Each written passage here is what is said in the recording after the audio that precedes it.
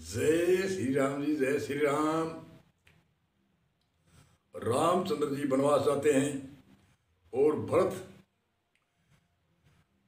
भाई को बहुत ही प्रेम से गले लगाते हैं। राम बहुत प्यार करते हैं और भरत भी बार बार चरणों में पड़ता है, दंडवत करता है, अष्टांग दंडवत करता है और बड़ी नम्रता से दंडवत करके और अपने भाई को कोटिन कोट प्रणाम करके वापस निराश होकर के चलता है। तो उस समय कहता है, हे राम, मैं गद्दी के ऊपर नहीं बैठूंगा और मैं शीश के ऊपर जो राज तिलक का जो सिंहासन है उस पर नहीं बैठूंगा और मुकुट भी नहीं पहनूंगा माथे पर, मेरे शीश पर मुकुट नहीं रहेगा। मैं आपकी चरण पादुका दो खड़ा हो या कोई भी जो उस समय थी वह चरण पादुका लेकर के मैं उस गद्दी पर रखूंगा और मैं राम को ही मानूंगा। उसकी सानिध्यवास में जो भी मैं आपने आज्ञा दी है भी राज सिंहासन को संभालो और प्रजा को सुखी दो, अच्छे डिमांड करो देश के लिए, अपने राष्ट्र के लिए, सीमा में दूसरे देशों से आदान प्रदान अच्छी तरह से व्यवहार करो। दूसरे आसपास के राजा है उनसे, जो आप तो महाराजा हो, आसपास के राजा उसी तरह थे जो हमारे भारत के अंदर आज से पहले भी थे। कई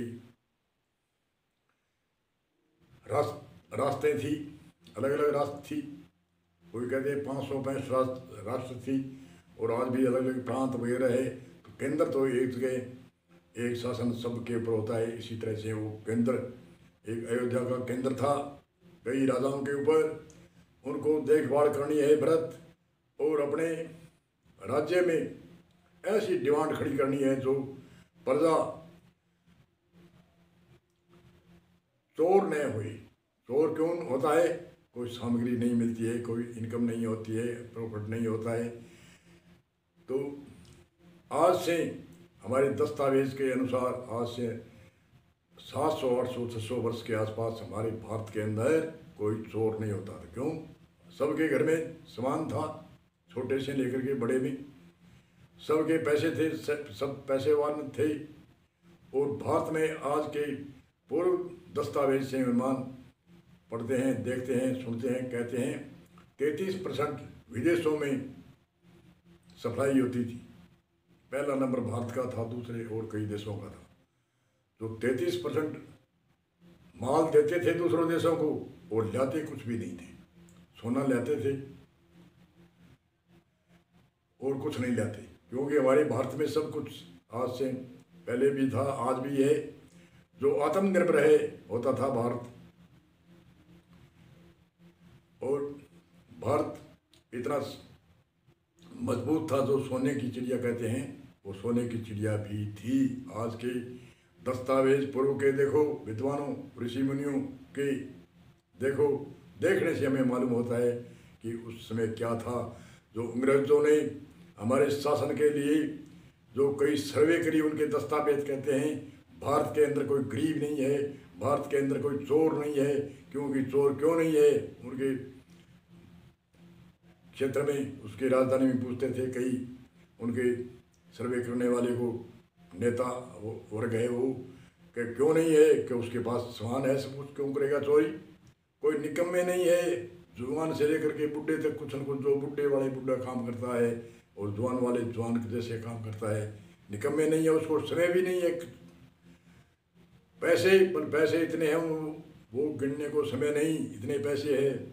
ऐसे सर्वे हमारे भारत के अंदर अंग्रेजों के दस्तावेज राजीव दीक्षित ने निकाले थे। और वो बोलता है, सभी सुनते हैं, जो मोबाइल चैनल चलाते हैं वो सभी सुनते हैं।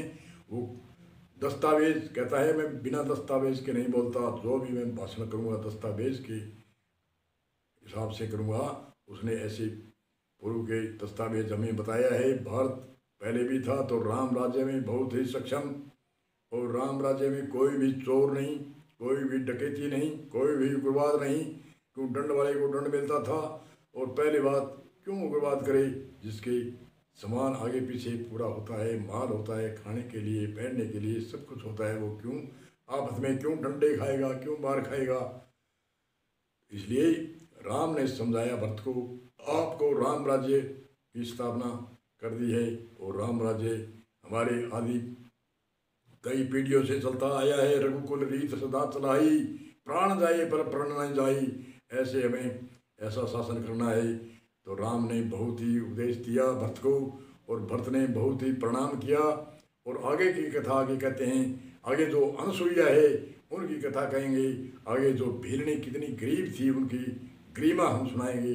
जो जिसके आंखों में आंसू आ जाते हैं, जो प्रेम से सुनने वाला होता है, उनको ये उनके ऐसे ऐसे राम थे, दयालु थे, जिन्होंने एक भारत के अंदर नैमित्तिक अवतार लेकर के हमारे समाज को शिक्षा दी, हमारे परिवार को शिक्षा दी, हमारे देश को शिक्षा दी, हमारे राष्ट्र को शिक्षा दी, और देश विदेश के राजाओं को शिक्षा दी। ऐसा महान पुरुष और मर्यादा पुरुषोत्तम कौन होता है, और उसकी भी टीका टिप्पणी होती है तो वो निंदनीय है। वो कैसे हैं, वो अपने आप जाने कि मैं करने वाला कैसा हूँ, किसकी करता हूँ, क्या करता हूँ।